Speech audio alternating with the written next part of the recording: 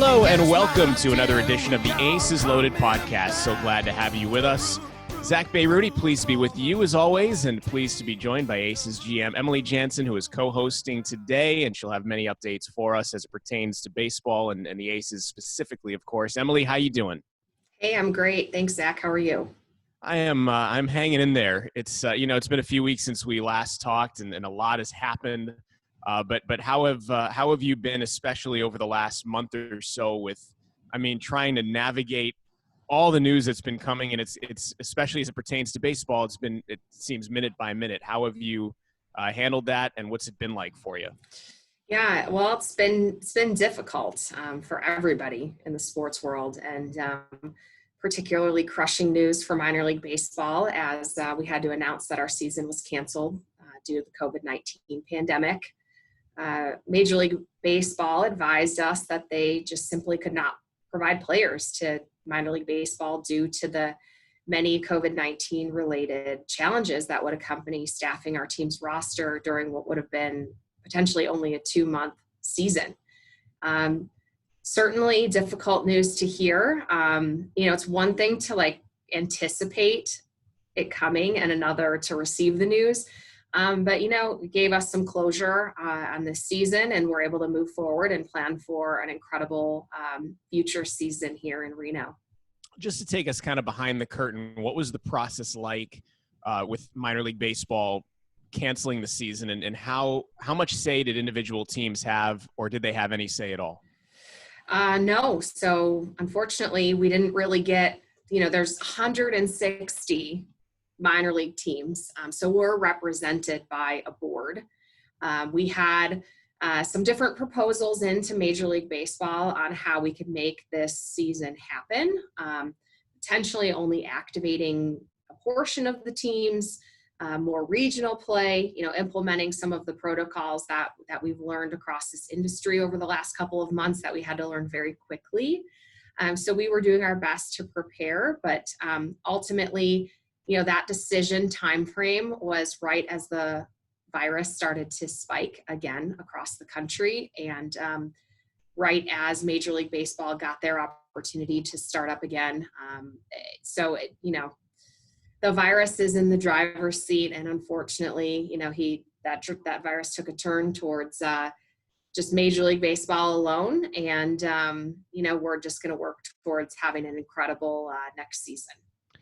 So I do want to get into next season. I'm going to start by asking this. So this is all complicated by the fact that minor league baseball as a whole is going through some pretty broad changes. Major League Baseball, being the driving force kind of behind those changes, and it adds a level of uncertainty, I think, especially for fans of minor league baseball teams.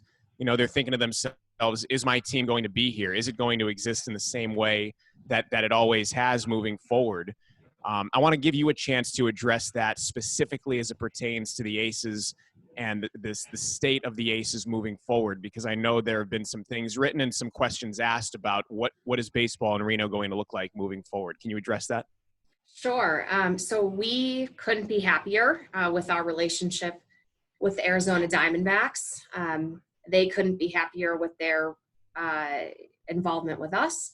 And we're really happy about our reputation across Major League Baseball. We have an incredible facility, and that is really important.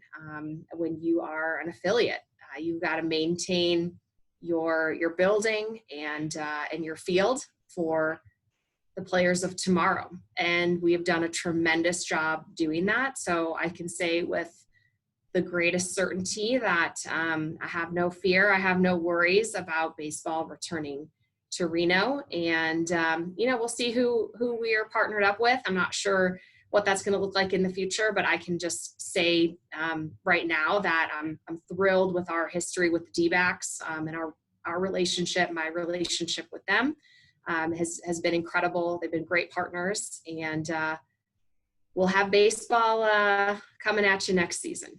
Gosh, I hope so. I know a lot of that's predicated on what goes on with COVID, but I know, you guys have been working hard to implement certain protocols to get ready for next season at this point already. For season ticket holders and for sponsors, what have you all implemented to kind of transition into next season whenever it starts? Yeah. We had big plans for this season. We were looking forward to spending so many days and nights at Greater Nevada Field celebrating Aces wins and enjoying post-game fireworks and soaking up the summer sunshine. And, we're heartbroken just like everybody else that that's not going to be able to happen in 2020. However, we have been in touch with all fans who paid for tickets or ticket packages in 2020. They've received communication from their account rep, and they've got account credit for the future that can be used at Aces or 1868 FC, and that is a forever credit. So as soon as you're ready to come back to the ballpark, to Greater Nevada Field, we can't wait to have you. And anyone who's got questions, feel free to email tickets@renoaces.com or call 775-334-7000. Well, I think I could speak for everybody saying that we're all excited for 2021. We wish we could, fast forward there, and it's great to know that these things are implemented for fans who already invested in 2020, and they can look ahead to that. Fans can also look ahead to watching the D-backs, and the Major League season in a 60-game form will start here shortly. There are 24 former Aces on the Diamondbacks roster. Are you, I'd imagine, excited to see them give it a shot at the next level? Of course. That's the silver lining, Zach, is we exist, first to entertain and bring incredible baseball to our community. But we're also the last step in a dream, really, like a dream come true for our players to make it to the big leagues. And so while we're all heartbroken that we can't have a season this year, the silver lining is so incredibly bright for those guys that get the chance to put on a D-backs uniform this season. And for Reno, that's 24 of that 60 are former Aces. So it's going to be an incredible season to watch. Our manager, Kris Krohn, is down there working with some of those players at Salt River Field.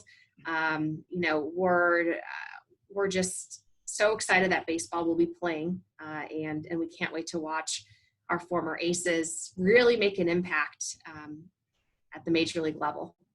I did neglect to mention we will have Kris Krohn on the show here coming up. So we'll have Kris Krohn, we'll have Ian Russell, who is the head coach of Reno 1868 FC of the USL. And Emily, that's kind of where I wanted to go next. The USL is going to start its season here. This is going to be released, I think, the same day on Friday the 19th that the USL is going to start, and Reno 1868 FC will be at Sacramento.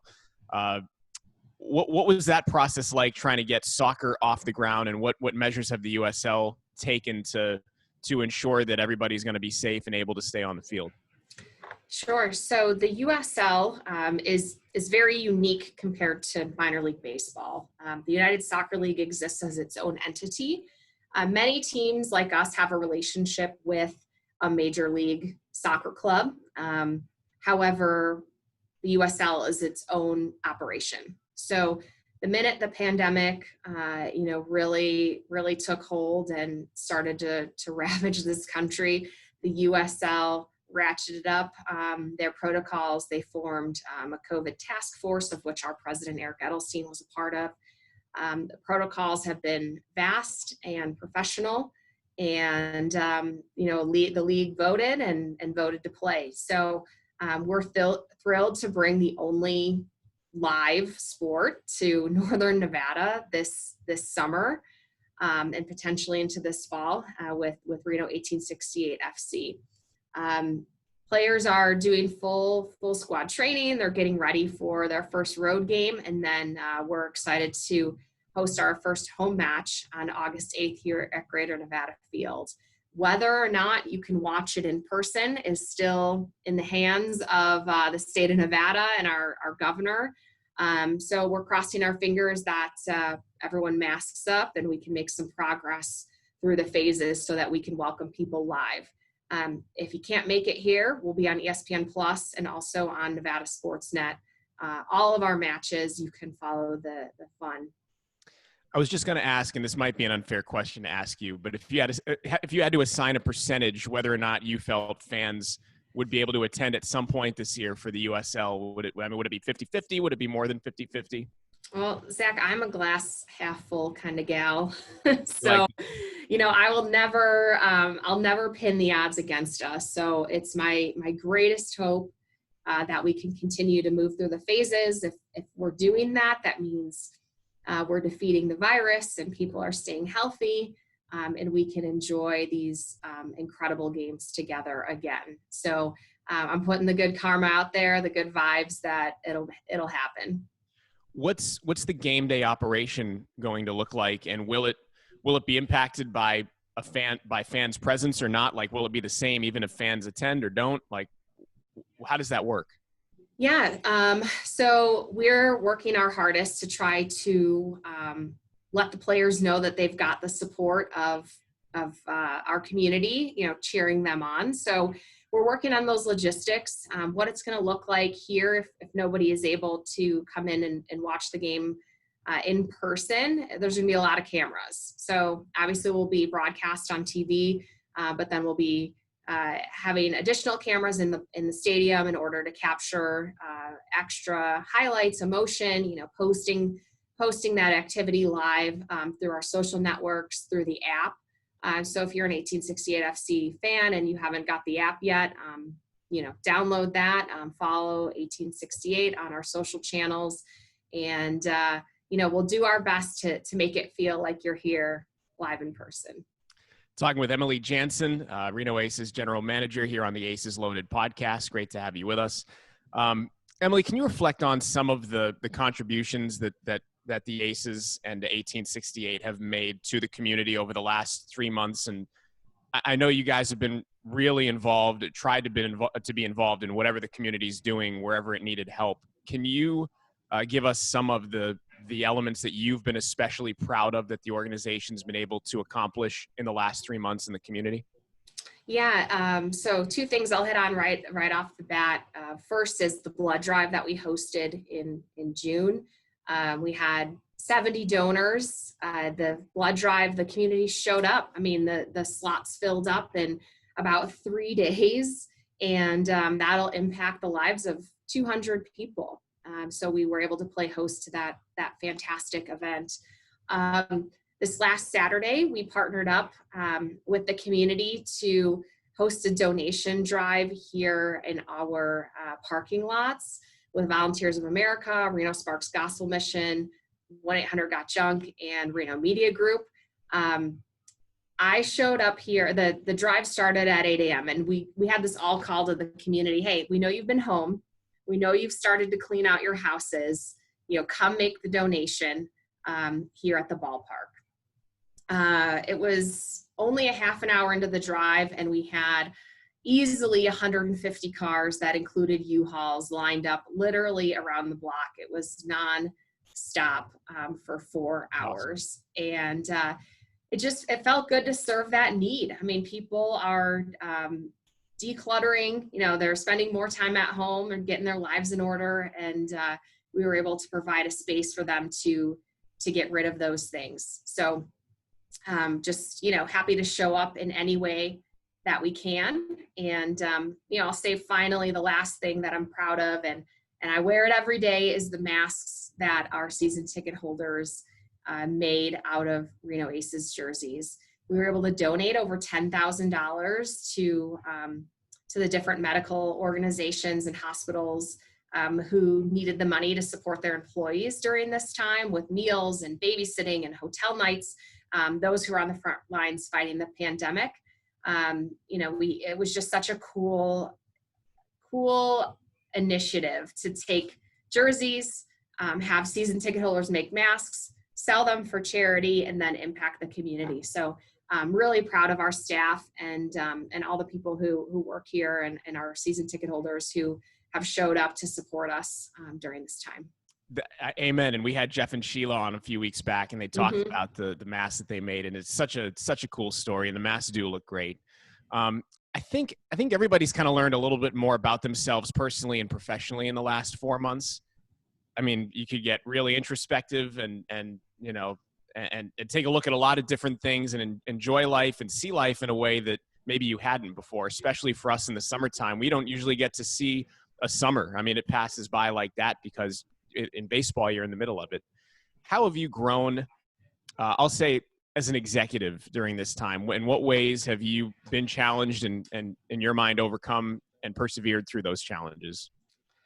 Oh boy, I only got a minute or two to answer that question, so it's going to be hard to narrow it down. It's been an incredibly challenging year for everybody. And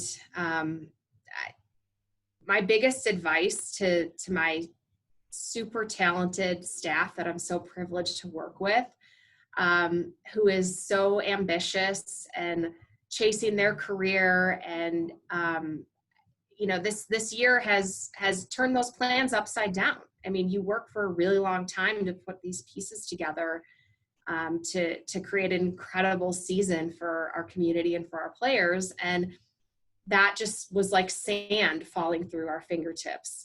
And so my biggest message to myself and to them is we only get one 2020. And as many challenges that we've had, like, you cannot throw away a year of your life. So how can you have intention? How can you find intention? How can you improve yourself so that you are better when this is all done? Because I promise you that you're only going to get more tired, more depressed, more lonely if you're sitting doing nothing, not being proactive. And so some of the things that I've done in order to stay proactive, I think the simplest thing to do is read a great book. That's number one. Podcasts, there's so much information out there for free. I've taken more courses than I can count, and that's really given me so much energy and so much knowledge that I can use for myself and then turn around and share with my team. So when I haven't been spending endless hours at the ballpark, I've been still trying to, get better and move myself forward. And that's given me personally intention. So I've been sharing links on, Twitter and Instagram and LinkedIn on where you can find all of these resources to try to find a new purpose in this year. It's July. There's 6 months left. So what can you do during this time so that you're not cheersing with that champagne on New Year's Eve saying, thank God the year's over. Like, you're saying, cheers to me. I turned it around. I did incredible things in the middle of a pandemic. When my life was turned upside down, I was still able to do this. Insert that one thing or that two thing or that three things, even if it's just leaning in and spending more time with your family, making connections with your friends who you haven't had time for because you've been too busy. Identify a couple of those things and, work on it a little bit at a time. Move that chess piece forward just one square each day. And I think that's going to make each individual feel better. And I think it's going to make the world a better place when we're on the other side of this thing. That's so well said. And it speaks to my soul. And before we go to break, I mean, something I've done every day is I spend 2 hours in my backyard and I water my plants. Like here in the Central Valley, California, it's like 100 degrees right now. So I spend 2 hours a day in the backyard watering my plants, and I'll sit and just think for maybe an hour of that time and put some music on and just appreciate the way things grow and the way the sun moves and the way summer feels, and just something as simple as that. It's been transformative for me in a way. So I totally understand what you're saying, and I appreciate what you're saying. Thanks for the perspective. Yeah, I love that. There's nothing like bare feet in the grass, the smell of a strawberry, watering the plant, like waking up for another day under the sun. I mean, it's those simple things that we can be grateful for that under normal times we're too busy running around to the next thing to truly appreciate. Amen. I feel you there. Emily, we're going to close things out with you here in a little bit. We'll take a break now. We'll come back. We're going to hear from Ian Russell, the head coach of Reno 1868 FC, and then we'll hear from Kris Krohn, Aces manager, coming up here shortly. And we'll hear from Emily before we go and leave the podcast. And we're going to be back with more Aces Loaded after this. Wide to right his first time. And he sends that one to right. It's going to carry Garcia back. Nearing the wall, he looks up, and it's gone. Walker's got his first of the season. An opposite field shot into the home bullpen and right. And the Aces have exploded early on Hochschild and the Grizzlies. They've got a 7-0 lead. Welcome back, Mr. Walker. Boy, that didn't take long. Only 2 at-bats into the season for Walker to get his first home run. A flattened out sinker up and out over the plate. Did not miss that. Using all of the field, going right center. Good to be back, Christian Walker. Hi, I'm Zack Bayrouty. Welcome to This Week in Aces History, powered by Eide Bailly. Each week, we will highlight significant moments from the club's past. On July 17, 2016, Mitch Haniger led the way to an Aces 6-2 win over Oklahoma City, where he finished 2 for 4 with a triple and a home run. 2 days later, Chris Owings would be the Aces hero, going 4 for 5 while driving in 3 in a 9-6 victory over the Colorado Springs Sky Sox. Thanks for listening to the Aces Loaded podcast. That was This Week in Aces History, powered by Eide Bailly. We'll be right back. We are back on the Aces Loaded podcast. So glad you're with us. Zack Bayrouty, joined by Reno 1868 FC head coach Ian Russell. So we're taking a break from Aces Loaded per se, and we're going to a Reno 1868 FC. And we're going to get an update on what the soccer team is doing, and they're actually getting back to play. And we're glad to have Coach Russell with us. Coach, thanks for coming on. And how you doing? I'm doing well. Thanks for having me, Zack. You got it. You guys are returning to play on the 19th at Sacramento, which is going to air on ESPN2. The first home game for Reno 1868 FC is going to be on August 8th versus Tacoma at Greater Nevada Field. We'll talk about that coming up. But how nice is it, first of all, to just have a set date, to be able to get back and do what you guys love to do? Yeah, no, it's great. There was a time in April, May, and June where, I didn't think the season was going to happen. So the ownership group, obviously, Eric and Doug, the president and GM, worked really hard on really letting the league know that we wanted to play. There were some teams in the league that did not want to continue. Reno was one that did want to continue, which is great. And to have a set date now against Sacramento, it's going to be a fun opening game, and I think the players are ready to get started. It's going to be 15 games that the team plays, running from July 19th to October 3rd, and we'll get into the makeup of the schedule here coming up. But you talk about getting back to play. What did you need to be assured of in order to agree to say, yeah, we want to get back? You mentioned some teams didn't want to, but what did you need in your mind to see in order to agree and want to get back? Yeah, I think for us, it was just making sure that we can do it safely. We get tested every week now. Players that do test positive, luckily we have not had any, knock on wood. They'll have to self-quarantine for 2 weeks. They won't be able to play, train, or be around the team at all. So we had to make sure, like I said, that the provisions were put in place to let us return safely. That was the biggest thing. Soccer seems to lend itself to social distancing fairly well. Obviously, it's a bit of a contact sport. You guys, you have guys bunched up here and there, but other than that, you can pretty much social distance as long as everybody's tested and everybody knows what's what. What other safety measures do they need to implement or put in place in order for this to have happen besides testing? Yeah, well, there's a lot that we're doing. We're bringing our own water bottles to training. There's no sharing of water bottles. We actually can't even be in the locker room right now. So they don't want us in a space that's enclosed for, more than 5 minutes at a time. The laundry is done differently where we have our equipment man. He's got to wear the gloves and mask and everything to deal with all the laundry. Masks have to be on pretty much at all times when players are riding to the stadium together. They have to be masked up. As they enter the stadium, they have a mask on. When they leave the stadium, they have a mask on. So they're pretty thorough, and you have to be. You've seen now a couple MLS teams, Dallas and Nashville. They've had a lot of players catch COVID. And not to say they weren't careful, I'm sure they were, but it's just so contagious that if one player gets it, it's pretty easily spread throughout the team if you're not very careful. Yeah, I can imagine.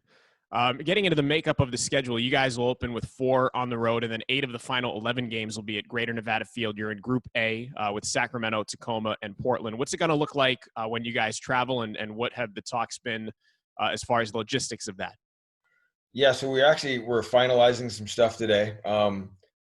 The travel is where you need to be very careful. Obviously, we're traveling by airplane most of the trips. So obviously, the one in Sacramento is the bus. We go from Seattle to Portland, and if we do that, we actually have to take 2 buses. They don't want everybody grouped into one bus, so there'd have to be 2 buses there. But again, just safety first. Everybody's on with masks, and just trying to be very careful when we travel. But I don't think taking a bus all the way to Seattle would be a great idea either. So definitely prefer flying. Yeah, there's kind of damned if you do, damned if you don't in both scenarios. For sure. I mean, you guys are pretty dominant at home under your tenure, 27, 12, and 12 at home. How much of that is due to, I know, there's an inherent home field advantage with the altitude, but how much of it is due also to the comfort level of having the fans there? Yeah, we have great supporters. We have since we opened in 2017. So the players really feed off that. And, like I said, I think it's important to have fans. Now, if we don't, we're going to still be motivated to play because players want to do well for themselves and the team and to try to move up to the next level. But like I said, I think we should be able to have fans come August. What was it like for you and for the team when the season was immediately put on hiatus? You guys are 1 game into the season and then all of a sudden it's gone. What was that time like for you? It was strange. We went up to Seattle for a game. When we got there, actually Seattle was the epicenter of COVID at that point. Mm-hmm. And, we weren't really concerned at that point. We probably should have been, but we weren't. Actually, the San Jose Earthquakes, our parent club, they were going to send us 6 guys or 5 guys. And the GM called me and says, hey, we may not send them. And I was just like, well, we're here. Let's go. We're safe. Everything's fine. And, we played the game. They did show up. They wanted to play. But we came back, and that's when, NBA shut down, NHL, everything was shutting down. I'm like, man, I think we're going to get shut down. Then MLS, and then obviously USL. And that after that, I realized how, serious this situation was. When we shut down, I still felt like it was going to be a 30-day shutdown. But after about 2 weeks, I realized like we're in this for the long haul at this point, and hopefully we get to play again this season. From the time that the season ended up until now, has the team been able to do anything as a unit, be they, Zoom meetings, talks, workouts, anything to stay together? So what we did was we had a lot of Zoom meetings early on at the point where we couldn't train at all. I think there was a month and a half of that. Then came small groups. We could train in groups of 4, that got really monotonous. It's basically drills and skill work. Then they moved it to groups of 10 with no contact. Now that got a little better because you can actually do some tactical stuff at that point. And then they decided that they're going to go for it and start the season. And at that point, they allowed full contact training after everybody got tested. So we had to get tested, had to get the results back, and then they allowed us to go full contact after that. And that was about 3 weeks ago. I know on the baseball side, you can work on some elements of your game individually. What's it like trying to work on those elements with in the context of soccer? Like, can you, as a soccer player, can you do a lot of individual stuff by yourself, or do you need to be in small groups to really get the full measure of what you're trying to do? I would say you can. It's harder. Baseball would seem like one of the better sports to really work on your individual stuff. Basketball as well. Sure. But soccer, it works better when you're in groups, especially once we got to the groups of 10, that started working a lot better for us. Ian, I asked Kris Krohn, the Aces manager, this the other day, and I'm going to ask you, how have you kept your soccer juices flowing during this time? How have you kind of stayed sharp mentally with soccer? I know soccer is something that obviously is the center of your life, but right. Having not been able to get to the field or work with these guys individually, how have you stayed sharp? Well, I think the one thing that I had a lot of time on my hands. Obviously, I'm at home. So I was able to go back and rewatch or reclip a lot of the games from basically 2017 all the way to now. I got to watch some teams that I liked their style of play and kind of dissect it. So it was actually a really good moment where normally I don't have that kind of time. And I worked a lot with my assistant coach, Chris Malinab, of, we have this 100-page document now of the way we press teams, the way we defend, every system, every movement. That took a long time, but when you have 2.5 months of doing nothing, you can get a lot done. I was going to say, has this allowed you to kind of reflect on your style and on your game plan, your game planning, and your theory as it pertains to soccer? Because you don't get this time ever, really. No, you really don't. And when you do have your off time, it's usually you're scouting players, you're trying to build your team again. You don't have a lot of time to just focus on your game model, your philosophy. So this was pretty good time for that. How excited are you to get back to it? I mentioned you reopen on the 19th at Sacramento. You can see it on ESPN2, so you'll have the national television audience, which I'm sure might be even more than you'd normally get because, with live sports, they don't come along every day now. But how excited are you to get back and to have that platform? Yeah, I mean, to be on ESPN2, it's great exposure for the club, for the city.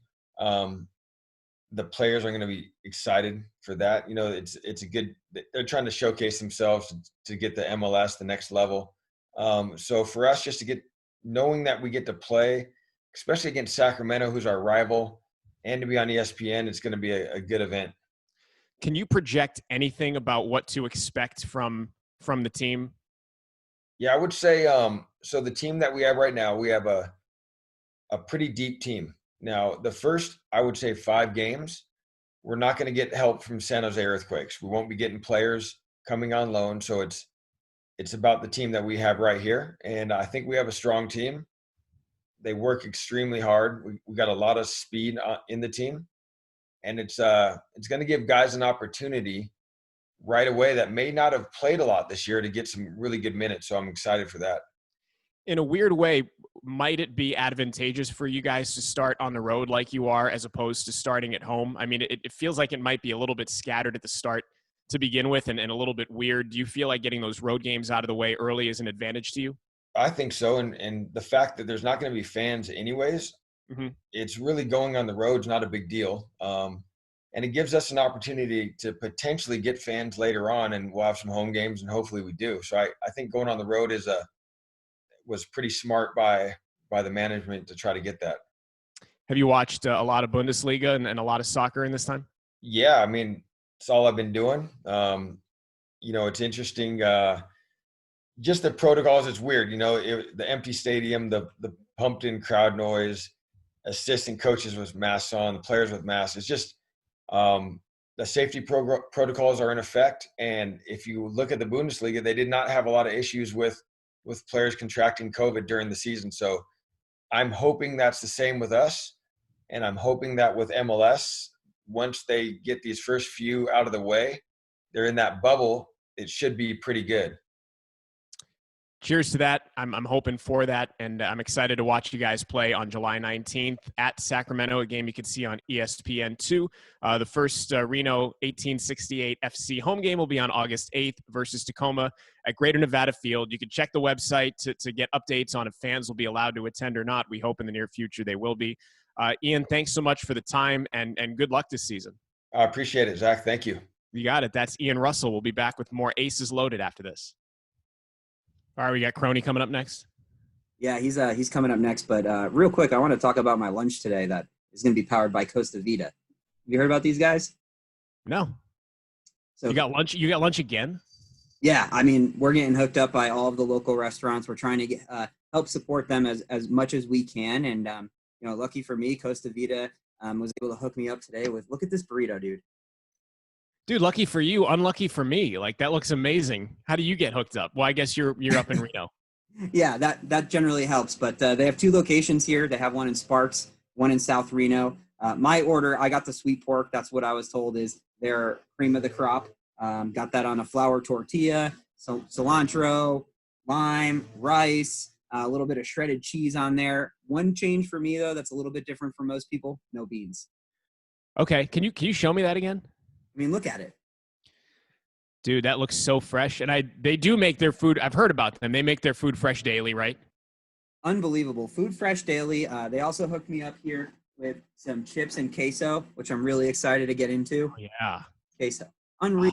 that queso. It's It's still like steaming hot. liquid gold, baby. Steaming hot. I hear they have gluten-free options too, right?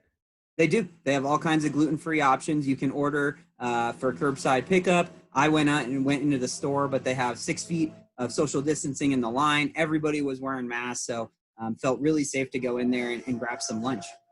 Awesome, man. I've got to go up there like soon, and I got to go to Costa Vida. That's awesome. Next time you're in Reno, we got to go. We'll have a lunch. Okay. I'm gonna get the sweet pork too. That looks bomb. Awesome. Well, let me go get Crony. We'll get him on the podcast and finish up lunch, and we'll be moving along. Sweet, man. Enjoy. Sounds good. Thanks, Costa Vida. Thanks, Costa Vida. We are back on the Aces Loaded podcast. Great to have you with us, and it's great to be joined by Aces manager Kris Krohn, who is getting ready for summer camp, or is actually in summer camp right now with the D-backs. Crony, how you doing, man? Thanks for coming on. I'm doing good, Zach. Thanks for having me. Enjoy I didn't know you guys did this, and when I saw the Aces Loaded, name, it said, hey, that's kind of cool. It definitely flows off the tongue, so that's good. Yeah, I'm glad you said that, because we were trying to figure out how to name it when all this started, and we went through a few names, and I think it was Vince who came up with Aces Loaded. Vince Ruffino, okay. our maybe producer. it wasn't that great of an idea then. Maybe it wasn't that great of an idea. But anyway, no, I thought it was, and it's definitely cool. Well, thank you so much for coming on, and it's great to have your perspective. And I'll start with I want to talk about what's going on now, but I also want to talk about some fun things and some good memories. But how is summer camp right now, and logistically, what's that like for you? It's definitely different. There's a lot of moving parts on a daily basis. We got two different teams. One working out at Chase Field. 35 guys there. One working out at our spring training home, the Salt River Fields. 25 guys there. We still really haven't gotten a full 25 guys to work out on a given day. We had some Latin players come in late. And they were waiting for test results to come back. Usually that's the case. It's always something to do with the dang test results. And we haven't figured that out, or Major League Baseball, I could say, maybe hasn't quite figured that out yet. They were really good early at getting the results back in a very timely manner. And then all of a sudden, we had the 4th of July weekend, and things kind of put on not a stop, but it kind of put a little cluster in it, and then things haven't really quite been the same since that day. But we're going to get back on a roll here. We're going to have I'm very apprehensive. I'm hoping like hell we have baseball this year. We avoid these bumps in the roads. I mean, anytime somebody gets COVID-19, the virus, it's a major deal. I mean, nobody wants it. I don't care how old or young you are, nobody wants it. And you just have to be as careful as possible. You have to do your part. You got to we're wearing masks all the time, unless the players are running around or taking BP or something like that. They'll have the masks off. But for the most part, in the clubhouses, or for the coaches, us coaches, we're wearing them all the time that we're at the field, for the most part, unless we're throwing BP or exerting, a little bit of energy. But it's different. But I think we're making do with how it's working, and hopefully we can continue in that positive direction. I think any of us especially us who work in the game, we were playing the mental game with ourselves the last 3 months, saying, do I think there's going to be baseball? What's it going to look like? As you're watching this play out from home, did you feel like there would be baseball? When I first started, to be honest with you, I've been flip-flopping the whole time since it closed down in the middle of March, then going back and forth, working out with my sons, what have you. We would always go, where are you at today? Where are you at today? And we'd always kind of disagree and what have you. But when they agreed to it, and the states were kind of opening up, and things were getting, a little bit more normal, I thought, okay, this is good, but as we started, and the more cases that have happened, I'm in Arizona right now, and we got cases, out of the butt, and they're just piling up like crazy. And that makes me nervous, of course. But you know what? We can go certain places. I mean, the essential places. We can go to the grocery store. We just have to. There's just certain things that we just can't do for for a 3 or 4 month period, that we should all be able to do that, especially, if we want baseball to survive. But then again, you're trying to get however many people on the same page and doing the right thing. It's just hard to do. So I am, I'm a half glass full guy, and I think it's going to happen. I just hope it can happen for the whole time, and we're able to get a World Series champion at the end of it all. Yeah, I would second a lot of that. I'm in Northern California right now, and my wife's an ER nurse, and I know the cases have been kind of climbing steadily here, and it's it's amazing to see how everybody's kind of adjusting to having to wear the mask and to do things that maybe they normally wouldn't do. But I think a lot of people have come around, especially in Northern California, and I'm encouraged by that. Have you had to get tested, and have you had to get tested multiple times? Yeah, that's I've been tested in the last I don't know, since we started. Let's say we started July 3rd. I got tested 2 times prior to that. I've been tested 4 times prior to that day. Our first day was July 3rd, so I got tested 4 times prior to July 3rd. I've been tested 2 other times after that, and 2 times prior to, back in middle of April or something, I was tested too. So 8 times total, and it's not going to go down. I mean, for a coach, we're going to get tested 2 to 3 times a week, which is great. The players are every other day, which is good. And the secret here is to get the results back in a timely manner, because you don't want, a 3-day weekend like we just had, when that last test was done, when somebody may test positive, and then you're around guys for another 2 or 3 days without tests. Results, that's when it becomes a tough story. Sure. What's your role going to be when the season starts? Have they kind of determined that, or is that kind of something they're going to see as they go along? I think my title, I don't know if it's a title. It's just I'm kind of running this Salt River Fields field, and I guess you could say I'm the manager of the Salt River. Field coordinator. Field coordinator is another good term. Because we're not really going to be playing. We're obviously not playing any outside competition. So once the big league season starts, they'll have 30 guys up there. We'll have 30 guys at Salt River, and they'll be playing regular games with other teams, and we'll be playing like inter-squad, simulated games, situational type games, just to keep our guys as sharp as possible without playing any quote unquote real games. And that's going to be the tough one, because we're out there in 115 degree temperature, not with the roof on. We're not at Chase. We can't go over there and cross and contaminate Chase. So we all have to stay at Salt River Fields and do what we do as best we can. It's probably going to feel a little bit like the AZL, right? For some of these guys. Without a doubt, it's exactly like that. And it's we'll probably move. Right now we're doing our workouts in the morning. So we're done, I don't know, 1, 2 o'clock, in that range, after, you're home by 2 o'clock, and then the big league club, or, I call them the big league club, but the guys at Chase, they start at 2 o'clock, and they have an inter-squad game about every day about 4 o'clock. So they go, afternoon, nightish time, and we go mornings. And then once the season starts, we'll go on the same time schedule. We'll be on at nighttime schedule. So it may, who knows? I mean, hell, at 4 o'clock in the afternoon, it's as hot as it can be here. 5 o'clock, and it doesn't get any cooler. So you might as well just get it done and be done with it. Yeah, well, it's interesting the way things are developing and what everybody's going to have to go through to make this happen. We talked with Kevin a couple weeks back, and John DePlante was on the same podcast as well, and they were both telling us about how they've stayed in shape during this time and how they've had to adjust. For a manager or a coach, are there things that you've had to do to keep yourself mentally baseball sharp?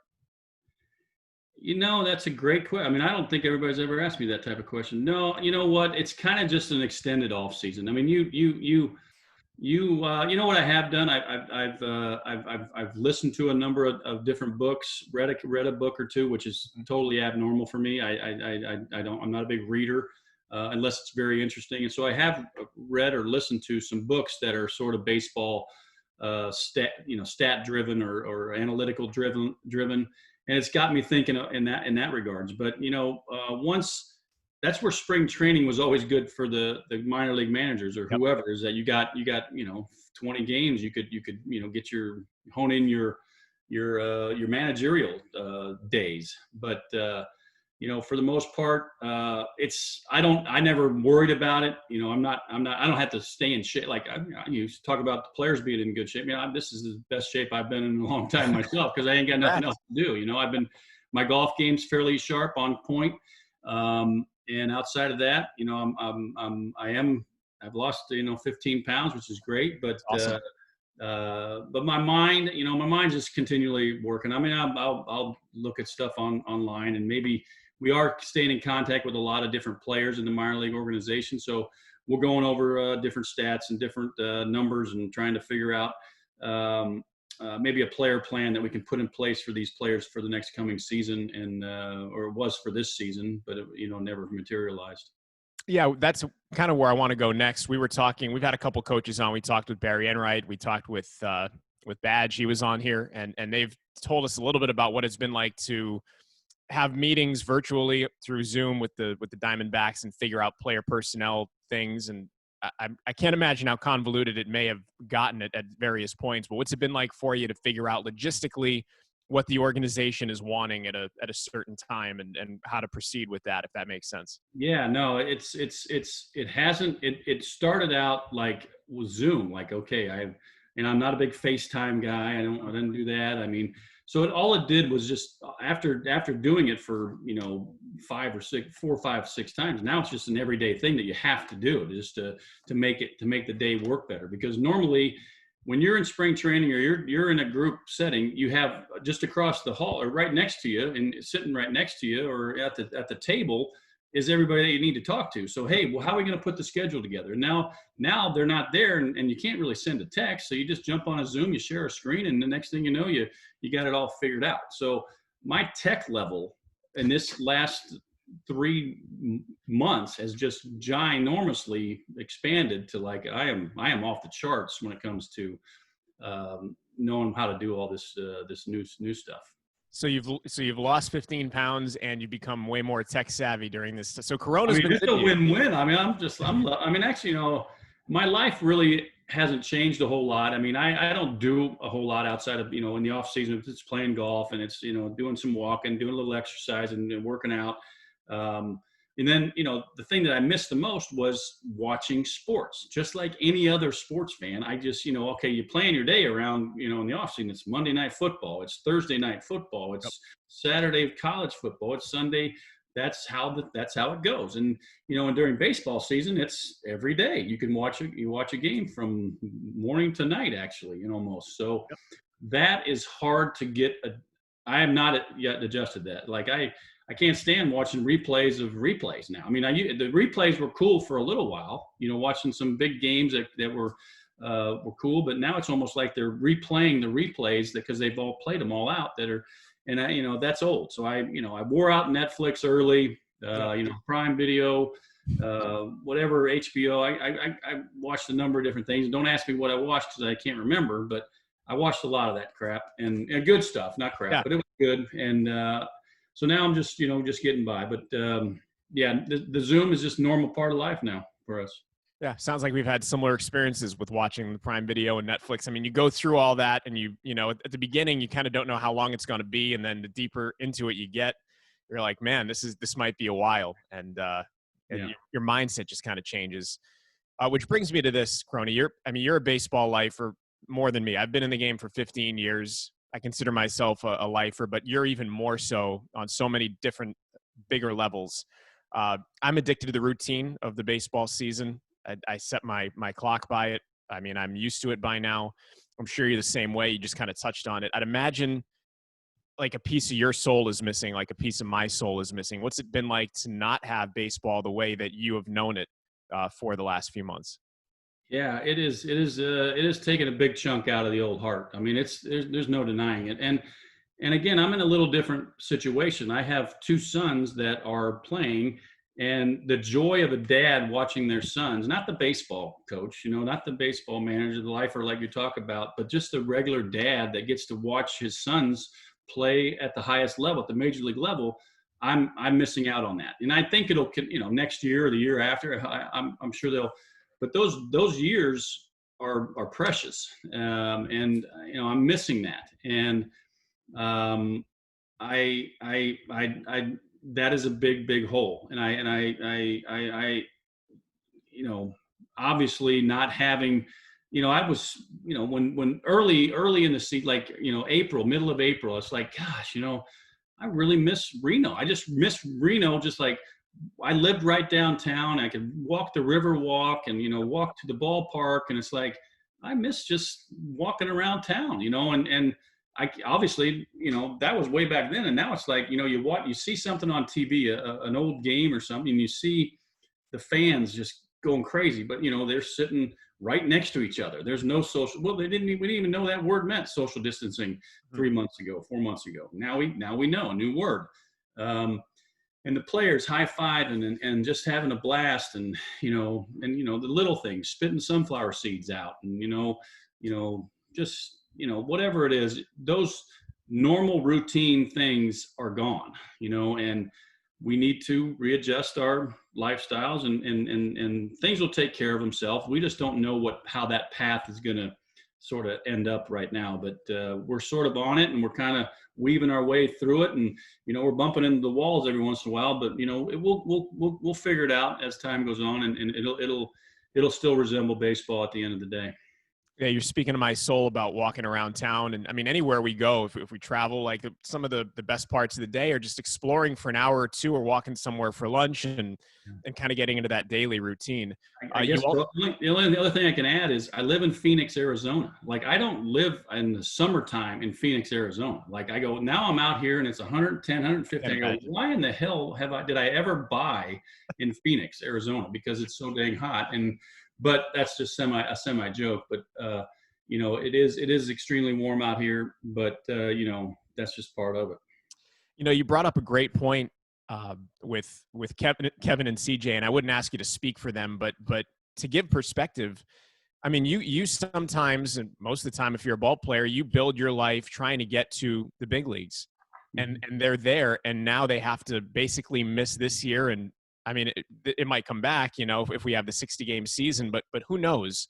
How have they mentally been able to process this in terms of looking at it like, man, I'm losing a year of potentially my major league lifespan? Yeah, no, it's a big deal. It's a constant conversation that we have. I mean, Kevin it's a tougher deal for Kevin to deal with, because he just cracked the door last year. He got his first taste of the big leagues, and he was trying to, this year would have been another big year for him, and he was trying to use that momentum from last year and making this year a special year too. CJ's got a couple, 6 years under his belt, but you're never going to get it back. And you worked your lifetime to keep earning your pay and making a name for yourself, and it's gone. I mean, and who knows what next year is going to be like. CJ will be a free agent again, and then what are they going to grade him on? What's the market? What's the market going to be? It's probably going to be a poor market because of how everything's rolled out. Who knows? I mean, we didn't have any fans this year. The owners are going to be a little more tight pockets and stuff like that. But they make a great living, but it would have been good to continue that, and it's obviously changed. But you got to wipe that slate and turn the page and just say, what, it is what it is, and as cliche as that is, it's true, and you just got to do what you can. And Kevin's busting his tail, and CJ's doing well and down up in Detroit right now, and they just hope that hope that nothing happens and they can play these 60 games, and hopefully some continued positiveness will come from both sides of those guys. Well, no matter what happens and where we go from here, you still got to have a great year last year with Kevin. I can imagine how memorable it was for you on so many levels. I mean, the season that Kevin had, you got to tell him he was going to the big leagues. What was it like for you last season when you think back on it, and especially now that it's really become magnified because that's the last baseball season memory that you have? Yeah, it was a once in a lifetime opportunity. You know, it was really weird how it took place, how I ended up getting this job or this opportunity for this job. You know, my boss at the time was Mike Bell, and you know, we just lost our AAA manager to a big league job, and you know, we were in need of one, and he kind of just hemmed and hawed around and just said, "Hey, would you like to do this?" Because I was happy as a pie, you know, and you know, being the hitting coordinator was a great job. And he goes, would you ever be interested in managing Reno? And it's like, I know the situation. I know Kevin Krohn's going to be in Reno. It's like, I mean, I know where all of my kids are, you know. It's like, wait a minute, right when he asked me, I said, this is a no-brainer. You know, you give out the stock answer, hey, give me a day to think about it, whatever. But it was a no-brainer, you know, for me to do it. And then the year happened, and it was just like, with how well he did right from the get-go, it was like, I don't know. I'm not even smart enough for the right adjective to use to tell you how cool it was every day, where he was just getting off and just hitting home run or you know, hit 332 or whatever he hit. But every day was just such a pleasure to go watch him do his thing. Now, that's just him. And then, you know, but there's other people involved in this too. There's just other players that as a manager, you always want positive things to happen to those players as well. But that day, you know, in El Paso, when I got the call from Mike Bell to tell Kevin that he's going to the big leagues, was a day that I'll absolutely never forget. You know, it was a little rushed in the communication of it because he had to get on a plane right away. But I'll never forget the hug of the big mountain of a man. You know, the 6'5", you know, 270-pound man. I'm hugging like a big bear, and I hear him crying over my shoulder like he did, you know, when he was a kid. You know, and I'm obviously crying. So we're both crying. We're both big guys, and we're crying as I just finished telling him he's going to the big leagues. So I'll never forget the year. It was extremely special. I can't thank, you know, the Diamondbacks for giving us both that opportunity. And you know, it's going to be hard to beat that, but you know, there's always a special time in every year that I've ever managed. So I'm looking forward to another one down the road somewhere. Crony, when you're watching from the dugout, especially if Kevin's out there, are you watching as a manager or are you watching as a dad? I mean, how does that work? And I know guys have managed and coached their sons before, but how does that work? There's no doubt in my mind that I root for Kevin. I mean, I root for everybody, but Kevin is my favorite player. Like, I had favorite players on every team that I've ever managed. Like, I really liked that guy. I really liked him. And then, you know, I liked him better than this guy or whatever. But Kevin, I always said before Kevin became a big leaguer that, you know, CJ was my favorite big leaguer and Kevin was my favorite minor leaguer. And now that they're both sort of, you know, big leaguers, I can't really say that anymore. But, you know, you sit there and you want good things. You want more good things to happen to your own flesh and blood. Or sometimes it's just like, I can't believe what he continues to do. You know, it's like, I can't believe how good this is, and how when is enough going to be enough? Like, guys, you know, knock on the door and say, Kevin's done enough. Let's go. You know, it could have happened a month earlier than it actually did in my eyes. But sometimes, you know, then I have to put the manager's hat on, and I can't say that. I can't say that out loud to my bosses. They all know that he's doing this. But there was just no spot for him at that particular time. And when the time was right, and he got the call, and it was really, really special. And like I said, never ever forget it.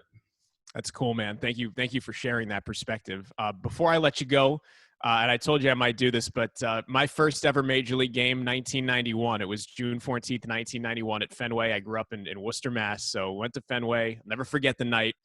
Red Sox versus the California Angels. The Red Sox won 9-4.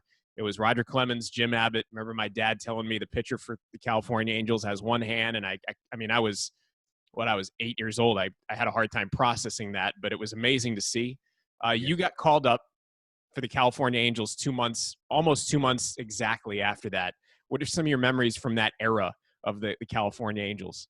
Yeah, you know, it was a very special moment for me. You know, I actually grew up, you know, 10 miles down the road in Fullerton from Anaheim. And I would drive by the stadium when I used to go to my college. I went to a junior college in Santa Ana Junior College, right past Anaheim Stadium, and every day, someday, I drive by. Someday I'm going to play in there, and I got that someday early because I played our high school championship game was played in Anaheim Stadium. Oh, that's cool.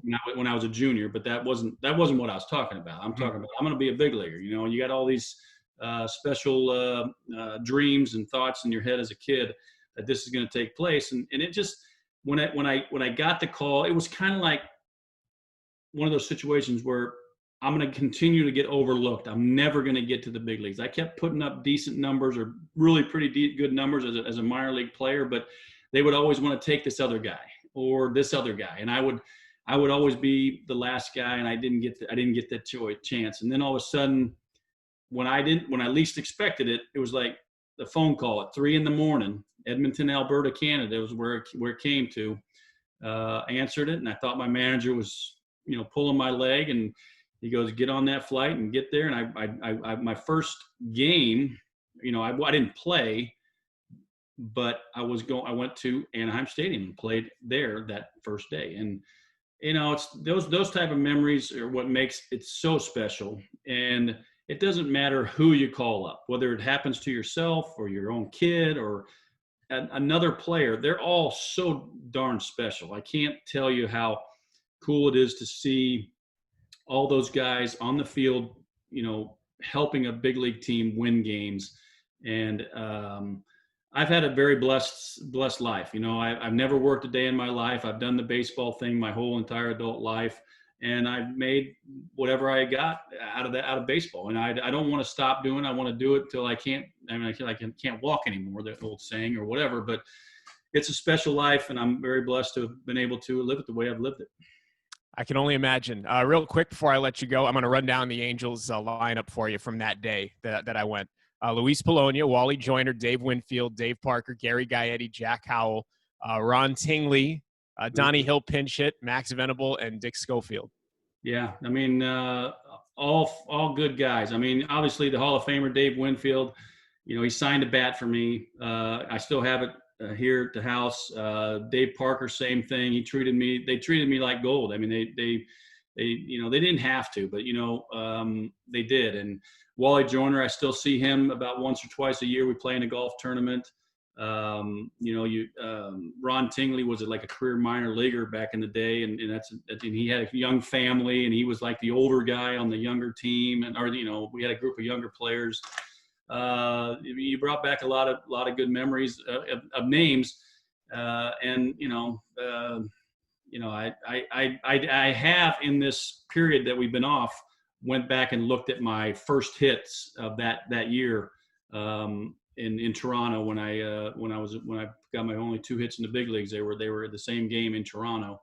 So it's always, like I said, it's a special time and great memories, and the people that you play with. It's what makes baseball such a unique and great job to have. And I can't really even call it a job, Amen. Crony, thanks so much for coming on. Thanks for going down memory lane, and stay safe. Enjoy summer camp, and hopefully they play baseball soon. Thank you, Zack. I appreciate it.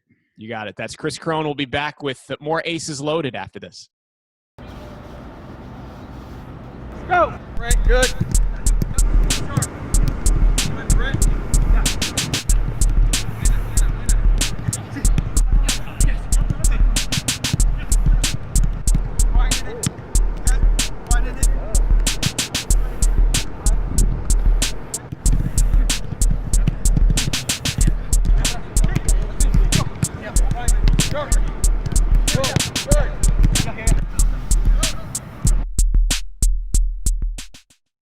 Back to close out the Aces Loaded podcast. Zack Bayrouty joined once again by Aces GM Emily Jaenson. Our thanks to Ian Russell of Reno 1868 FC. Best of luck to them as they begin their season. It'll be today, the day the podcast is getting out there on Friday. And also our thanks, of course, to Kris Krohn, the Aces skipper. And good luck to him working with the D-backs and their prospects in Arizona. And obviously good luck to the Diamondbacks and all the former Aces that are going to be competing for the Diamondbacks as their season gets underway. Emily, thanks for coming on today, and thanks again for giving us clarity on what the cancellation of a season means, and and how the team's going to transition forward. I'll give you one more thought on that, but I think that it's important for people to note the Aces aren't going anywhere, and that once this is all over, it's going to be there for them. And I just think it's so important for people to know that with all the uncertainty floating around amidst everything. Yeah, these are certainly unprecedented times for our country, and for minor league baseball, and also for Major League Baseball. MILB dates back to 1901, and this is the first summer without minor league baseball. So what an incredible history, 118 years for the Pacific Coast League. That kind of history, that kind of legacy of businesses that stand behind this industry will be back. It's this pandemic that's standing in our way, and we're going to get through it. Obviously, you can go to renoaces.com to stay in touch with the team. Anything that you want to tell the fans as far as what you guys might need from them or ways they can get involved with what the team is doing, be it the Aces or 1868? Yeah, so just continue to support us, continue to show up for us.